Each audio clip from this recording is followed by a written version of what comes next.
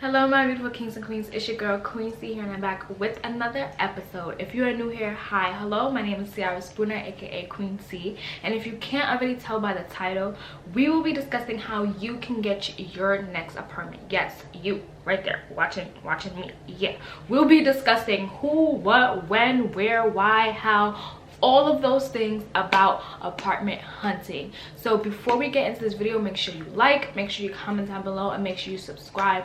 Why? Because it's Ciara Spooner. Should subscribe sooner. So let's go ahead and let me give y'all the deets.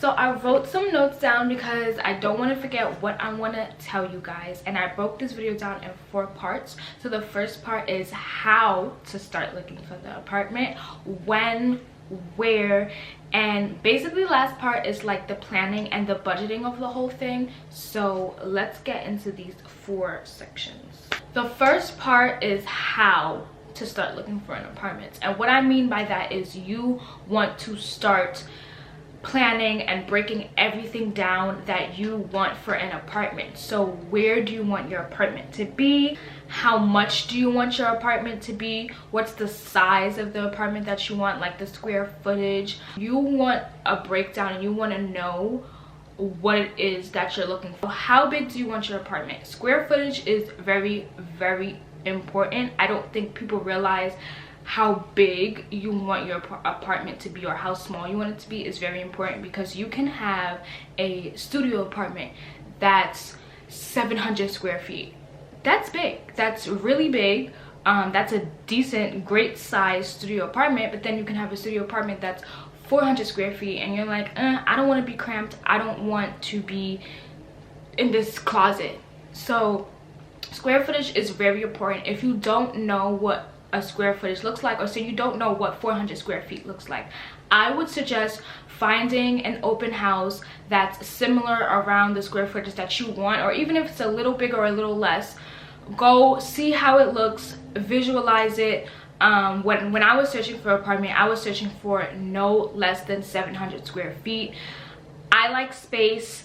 I like to be out in the open. I don't like to feel cramped. I don't want to live in a closet, and I know New York has a lot of closet apartments. So my number one thing was square footage, and I wanted no less than 700. Some people, like I said, are fine with 400, 500. Some people are fine, you know, with 600. All depends on what you want. So definitely figure out what's the square footage that you're looking for. Also, how do you want your apartment to look? I wanted a more modern look. Some people don't care about, you know, the high-rise lifestyle or the modern look. They just want something that they just want to live in, you know. They want a kitchen, a bathroom, a bedroom, a living room. That's it. They don't care how it looks as long as it looks clean, right? Fine. That's totally, your preference is totally up to you, and that is why you want to start with how you want things to be. How do you know, the square footage, how you want it to look, and where. Location is very, very, very important. So when you're looking at location for where you want to live, you want to look at the things that you like to do or that you would want close to you. For example, I have a dog, so I want to live in an area where I'm okay walking around by myself with my dog, either in the daytime or the nighttime. And also, because I have a dog, I want to walk around some grass. You know, I just don't want to walk around just buildings and sidewalks, no grass, no nothing. That's not what I want for my dog and for myself. So I looked for areas that had houses, because you know, houses have grass, have lawns and backyards. So I looked at houses, and I still looked at apartment buildings. However, it had to be in a place that had houses nearby, or that had parks nearby for my dog, or just some type of grass and life and nature, you know. I don't want to live just strictly dead middle in like the city or something, and I'm just around buildings and not touching no grass. I gotta walk 10 minutes to a park. That's not what I wanted. Also, location, you got to think about food. Are you a foodie? Do you cook at home? Do you want to live by a supermarket? So these are all things that you want to take in when you're looking for your apartment. It didn't matter to me if the supermarket was walking distance, but for someone who doesn't have a car, maybe they want a walking distance supermarket so that they don't have to keep traveling so far to the supermarket. Or do you want to live by restaurants? Maybe you don't cook that much, so you eat out a lot. Do you want to live by pizza shops and fancy restaurants, or do you just want to live by like delis and you gotta drive a little bit or you gotta walk a little bit to go to like a nice restaurant or something? So these, like I said, these are the first part is how to start and like how to figure out exactly what you want. This right here is the process before anything. What do you want by your apartment, for your apartment? You have to really narrow those results down. And if you don't know exactly what you want or what you're looking for, pay attention to your lifestyle. Are you someone who just stays in the house all the time? You know, you don't really go outside that much. If you do, maybe it is to get something to eat. You kind of just live, you know, a simple life.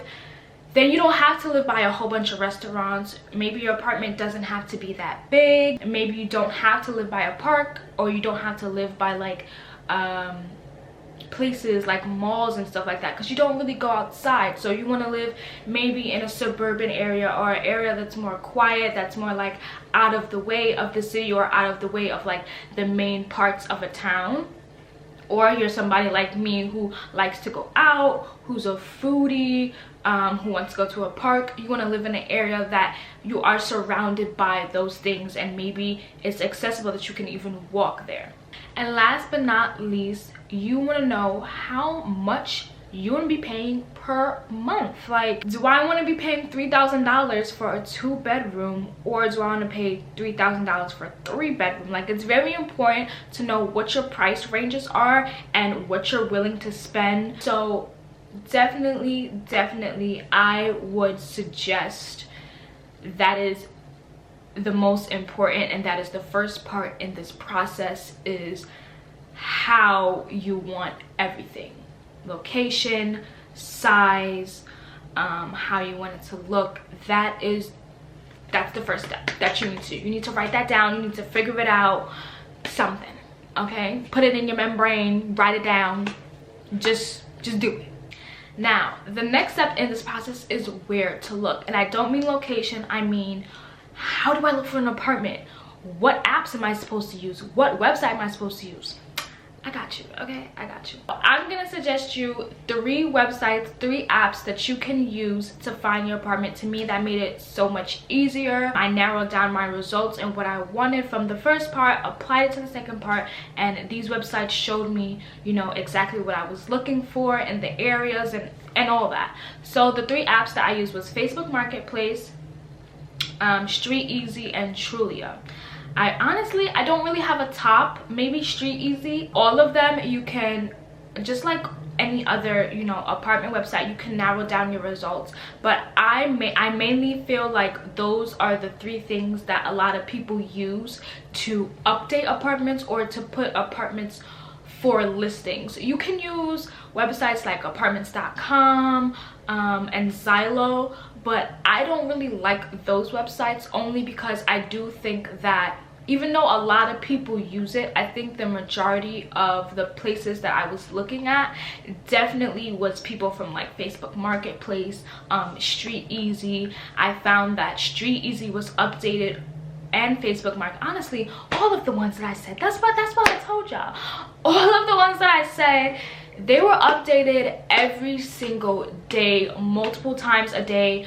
I know that for Trulia and StreetEasy, you got updates every time that they updated new apartments. So I'm going to show you guys how you can narrow down your results on StreetEasy.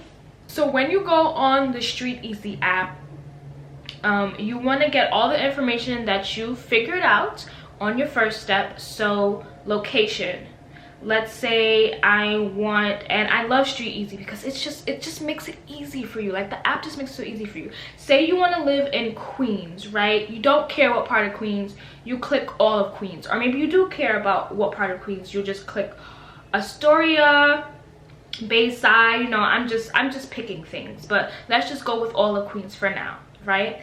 And let's say you want to pay no more than $2,200. I'm just throwing numbers out there, right? So the maximum price, you would put $2,200. If you don't see it on there, you would just do custom, $2,200. Let's say you just want it to be, you're looking for, maybe you could do a studio and you could do a 1-bedroom, right? You also have an option of no fee only. So what that means is there's either going to be a broker's fee or no broker's fee.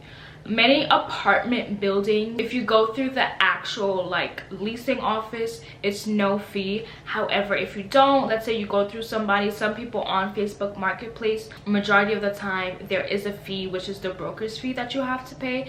In New York, I'm not sure how it is in other places, but I know that in New York it's either, I believe it's between 10 to 15% of the annual price for the year for the place that you rent out, or it could be the same price as 1 month's rent. That may sound a little confusing. So for example, let's say you did find a place $2,200, but it came with a broker's fee. It could either be $2,200, the same price as the rent for the broker's fee, or it could be, let's say it's like 10% of $2,200 for the entire year. You do the math and that's what the number that you get. So I'm gonna leave no fee only out because majority of the time there is a fee. Now, if you do get lucky and you find no fee, that is great. I would suggest trying to find no fee first, but if it's getting a bit of a struggle, I would definitely just, you know, you just gotta do what you gotta do. Just leave it out for now. Okay, so now we're searching and they're showing us 179 rental listings. And what I like about this, you can love it. Like, say you look through it and you're like, oh, this is actually really nice. You can love it and you can save it, and anytime you want to go back, or you're like, you know what, I'm ready, I want to contact these people, you can just go back to see if it's still listed and you can contact them. And lucky enough, the first one is actually a no fee apartment. It's a studio apartment for $1,800. You look through the photos. Now, is this how you want your kitchen to look? Is it the square footage that you want? That's also another thing. It is a hit or miss on the square footage on some of these apps, because you could put, let's say you want 500 square feet, you could put that in the search bar and they would give you, you know, apartments that's 500 square feet. However, they wouldn't show you the apartments that may be 500 or higher, but the description just doesn't say 500 square feet. For example, for this listing, I don't see the square footage on there. So if I was to type in 500 square feet and this was, let's say it was 500 or more, it wouldn't pop up. For all of the apartment websites that I've seen, it's very easy to get in contact with whoever the agent is for the apartment, or if it's the leasing office, it's very easy to get in contact with them with just one click. With StreetEasy, it's just one click, you press request. You can type in a message if you want to, like a personalized message, but it has a simple message on there like, hi, I'm available, I would like to see this apartment, and then you just press send. It's like that, like I said, for mainly every single website that I've seen. I've never seen a website where it's like a little difficult. I would suggest emailing. You can call, but a lot of agents are busy, so they would suggest emailing as well. But you can call. Let's say it's an apartment that you think is really, really good and you think that it's gonna go by fast, definitely pick up that phone and call them. But other than that, definitely email is fine. Some of them do text, but email is definitely the preference of agents when looking for an apartment. Another tip that I want to give for where to look for an apartment is be careful for scams, and do not look for an apartment on TikTok. Do not, unless you know you have those realtors who are like recording and like going in and like showing you, and their faces in the camera and they're showing you, and you know, and it looks real, and more than likely, you know, 99% of the time it is real. those people, okay. But majority of the time when they're just filming and the price is too good to be true, it's a scam, okay? So don't go on TikTok searching for an apartments. Please don't. Just don't. Okay? Don't. Because I've seen it. I've seen, because, you know, I was searching for apartments and I didn't know, you know, in the beginning of the process. So I'm on TikTok, I'm like, oh my god, look at this apartment, it looks nice, da da da. They're like, oh, text this number, so I'm texting this number and stuff like that. And you know it's a scam when they hit you with, oh, you just gotta pay the application fee or like the deposit fee. It'd be $100. No, that's how they get you. I don't care if it was $20. Do not pay that fee, okay? So you know if it's a scam when they say you have to pay an application fee or deposit fee before seeing the apartment. It's a scam. There's not one place that I've experienced that wasn't a scam that said, yeah, you gotta pay an application fee to see it. No, I'm not doing that. Some places, 1%, okay, 1% of places, you probably do have to do an application beforehand. I'm not sure if there's a fee, and the only reason why I'm saying that is because there is some places where they're really strict about who they want to live in their apartments. Like a co-op, they're really strict about people who want to move in. So places like that, you may have to pay an application fee. I'm not 100% sure, but 1% of places you have to pay a fee before looking at it. But that other 99%, do not take it. It's a scam. If they tell you you gotta pay a $100 application fee and then it goes towards the apartment when you get it, it's a lie. Okay, it's a lie. They're trying to get you. Don't fall for it. Okay, do not fall for it. Please don't fall for it. So just watch out for those scams. It's not just on TikTok, it's on Facebook. Honestly, it's on all of the websites you can think of. You may think, oh no, this is apartments.com, why would it be a scam? It's a scam. However, if you do go see and they do say that you have to pay for application fee, that is actually true. More than likely you do have to pay for an application fee for like anywhere in New York, I believe. I'm not sure about other places, but any application I filled out, I definitely had to pay. Some I'm lying. Not every single apartment, but I would say 95% of apartments I had to pay a fee to apply. It was only like one of them that I didn't have to pay. So yeah, it's not a scam if you have to pay to actually apply. Just to apply before you go see, it's a scam. Topic 3 is when to look. ASAP, okay? As soon as possible, okay? Period.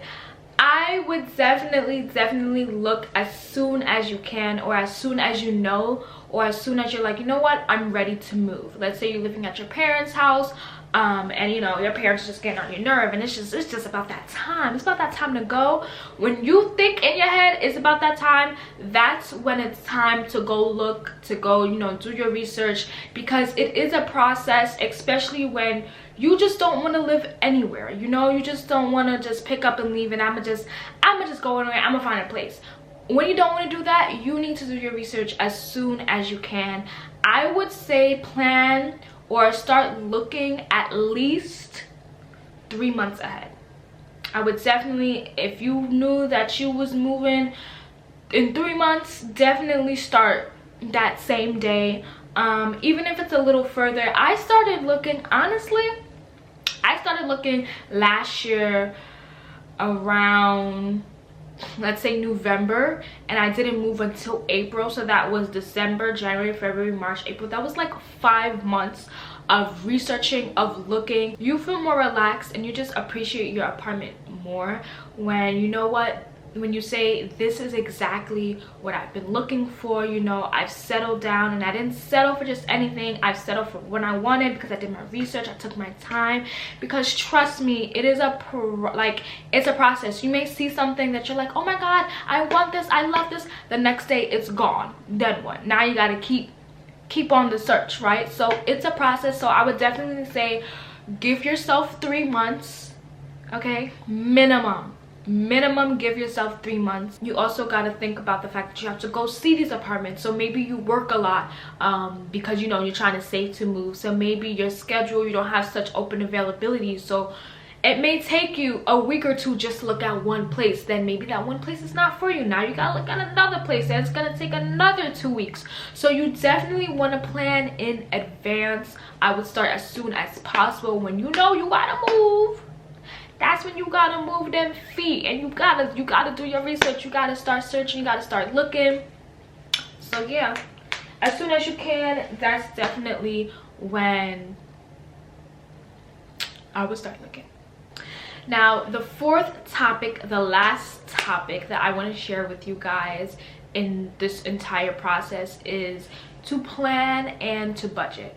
You want to plan like you've never planned before. Me personally, I don't like to just jump into things majority of the time, and especially when moving and, you know, living somewhere, paying rent, like that's not something that you just want to jump into, especially, you know, if you're new to this. It's not something that you just want to jump into. So I would definitely plan, you know, get yourself a little notebook and a pen and jot down your ideas, you know, jot down your budgeting plan. Budgeting is very, very, very important because you want to have a budget and you want to stick to that budget. You want to make sure you don't go over, and if you do go over, you want to make sure, you know what, okay, if I do go over, maybe it's just $100 over, you know. It's not something too major that you're like, damn, am I gonna have rent next month? So that's definitely what you want to plan for. You might think, you know what, okay, I got first month's rent, my security deposit, you know, in case there's a broker's fee or not or whatever, you have it, right? But then you gotta budget your bills. Are you gonna have utility bills, or is your bills ain't paying for all of that? Do you have a car? So do you have parking? Is there free parking? Is there free street parking? Or do you have to pay to go in a parking lot? Or do you have to pay for street parking? Does your building might have amenities? Do you have to pay for that as well? Your food, grocery shopping, you have to budget all of these things when you're moving. And I know it sounds like a lot, but definitely sit down and take the time to plan all of this out. Plan how you want to budget, plan the budget for your furniture, literally for every single thing. So maybe, you know, you're not a perfectionist like me and your place doesn't have to be furnished within like the first month or two. Get you a bed, get you a dresser. Maybe you don't even need a couch. Maybe you just got a beanbag chair, you know, and a TV, and you're good for the next 2 months. You know, if that's what your budget's gonna consist of, if that's what you're gonna plan, do that. Then maybe the next months after that, okay, now you got all your furniture, now you got more dressers, you got a couch, you got a desk, you know, now you got more things in your place because that's what you planned out. So definitely budget. Stay on your budget, okay? Stay on your budget. It's gonna be such a relief when you go into this and you already know what you kind of know what you're gonna deal with, kind of know what you're gonna be spending. It's such a relief, and you're just like not going crazy like, where's this money coming from, where's this money going, you know, because you planned for it. Okay, so it's better to know and to feel safe and secure than just going into this thing just not knowing anything, not planning, just living life wild. You know, sometimes you want to live life wild, but not for this. Okay, not for this thing. I wouldn't suggest it unless you got some money and you just throwing it out there and you really don't care. Okay, but if you ain't doing that, you better plan, period. That is all the advice I can give you guys. If I missed anything, I'll be sure to include it down below in either the comments or the description. But from my experience and everything that I have went through, I believe I got everything covered. If you guys do have any questions that maybe I've missed, or you guys do want to comment on something, please comment down below, comment down anything and everything, and I'm more than happy to respond back to you guys. So make sure you like this video, like I said, comment down below, and make sure you subscribe. Why? Because it's the Ever Spooner. Should subscribe sooner, and I'll see you guys in my next episode. Mwah.